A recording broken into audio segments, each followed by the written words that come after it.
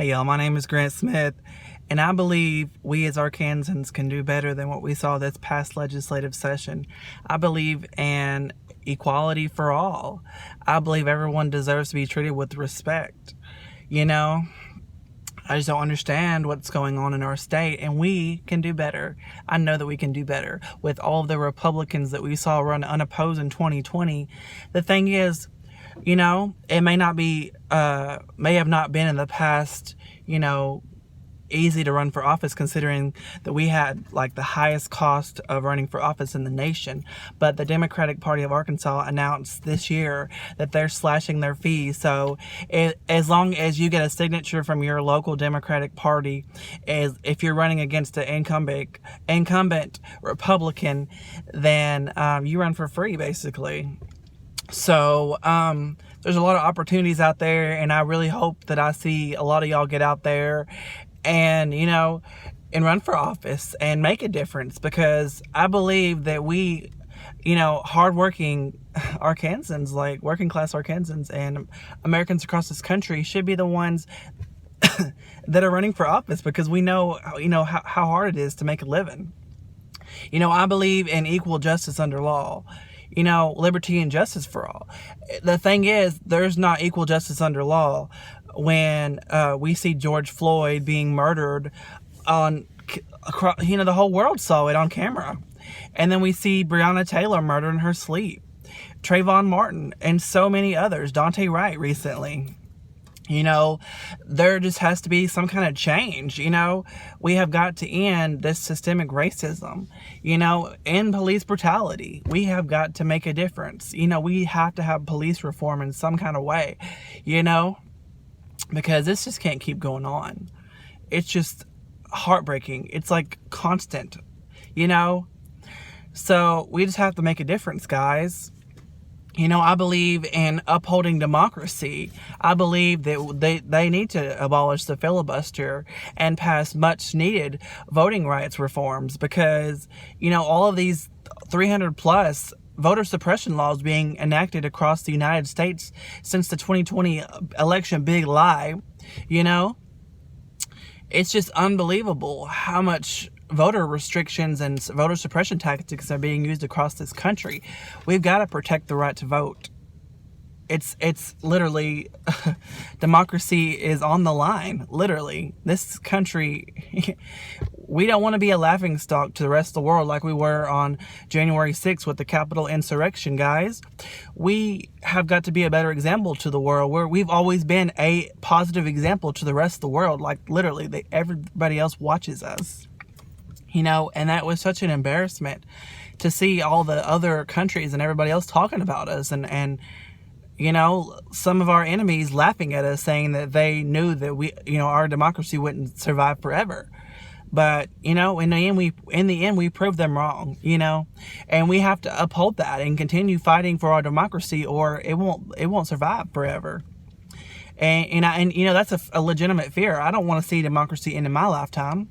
I believe that, that we the people are the voice, and we should be the ones picking the politicians, not the politicians picking us. Famous words over there from the Warnock and Ossoff in Georgia, the newest United States senators in Georgia. Man, that was a heck of a election right there. And,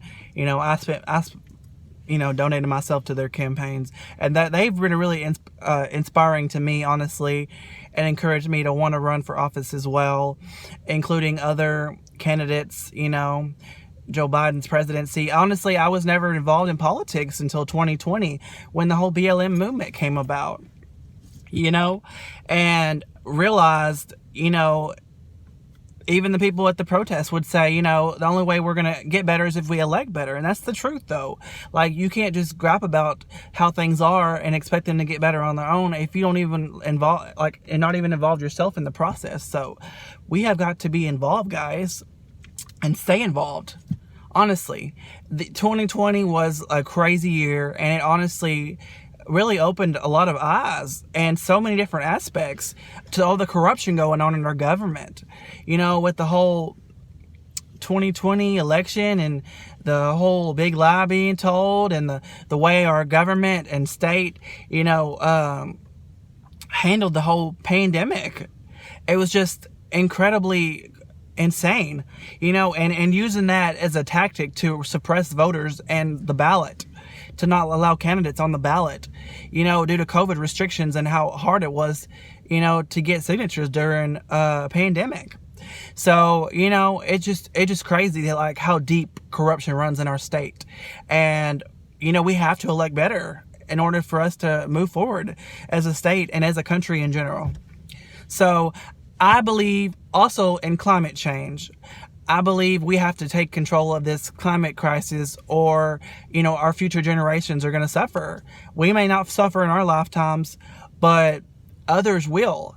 And the effects are already being seen in places like Texas, where their power grid failed, when in the winter storm. And their senators, and people of their state just fled and left their constituents out to starve and die. Plenty of people died in that storm, and that's just, like, unbelievable. I could never do that to people if I was elected in office. Could never abandon my constituents during a national emergency. Man, it's ridiculous. I believe that we need equal pay. Women deserve to be paid just as much as men do. We deserve equal pay. They deserve equal pay. So, also, did you know that women, like, get, it's like $3 or $4 an hour minimum wage if you're like a server, at like a restaurant or something. That's how much they get in tip, like their wages before tips, and then some might not even get tips that night, and then they're left with like $3 or $4 an hour. Those are starvation wages. We deserve better than that. And 2021, guys, this is 2021. This is not 1950 or whatever. So we really do have to do better with that. Honestly, we have to raise the minimum wage, guys. No one should be living off such a small amount of money nationwide. The minimum wage is so low. Like, I believe it's like $7.25, $7.50 or something like that, the national average. And people literally are getting paid that much in, like, Mississippi and Louisiana. I'm not sure exactly.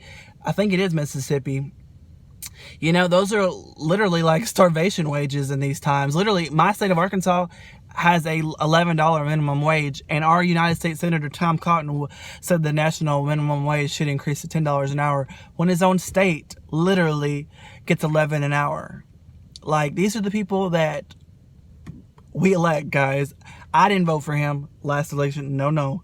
I stuck with the libertarian candidate because the Democrat was blackmailed out of the race. The independent was not able to get on the ballot. So all we had was the Libertarian and the Republican, and I cannot stand Tom Cotton. So I voted for the Libertarian. And when, unfortunately, Tom Cotton was still reelected to another 6 years. Ugh. But anyways, we had the opportunity literally to make a difference in 2022, guys. Literally, all of the legislative seats are up for grabs, including also governor's seat, lieutenant governor, attorney general. Man, so many seats are up for grabs in 2022, and we can make a difference. I want to be part of that. I want to help y'all, help Arkansas, move forward. I honestly want to see this state move forward. We have such a beautiful state with amazing people. I know that we can move this nation and state forward, guys. Man, Arkansas has some of the worst child poverty in the nation, and our senators still voted against a minimum wage increase. Can you believe it, guys? We have to do more for poverty, to help child poverty. I didn't see any of those Republicans stand up and applaud whenever they had announced that the American Rescue Plan would cut child poverty in half. I didn't see any of them Republicans stand up and applaud it, or even brag about, and say what an accomplishment that was. I didn't see Tom Cotton or Bozeman or whoever from Arkansas or any of our Republican congressmen either. French Hill, none of them applaud the fact that the American Rescue Plan would cut child poverty in half, when that's such a huge issue in Arkansas. Like, my God, we have to do better, guys. Man. Well, I just wanted to come on here and talk to y'all about what I believe in, and I have a vision for the for this country. I mean, this state and country, of course, because we're all in this together. But I'm just saying, I really, really, really am looking forward to potentially run for office in 2022. And I hope I can encourage some of y'all to run as well. And we can take this state back from the corrupted officials that we have now. We cannot, in all caps, allow as many Republicans to run unopposed as they did in 2020, guys. We have to become engaged. We have to stay involved, or this state will never improve. That's just the facts. So I am standing with y'all and helping move the state forward. And I thank y'all for listening.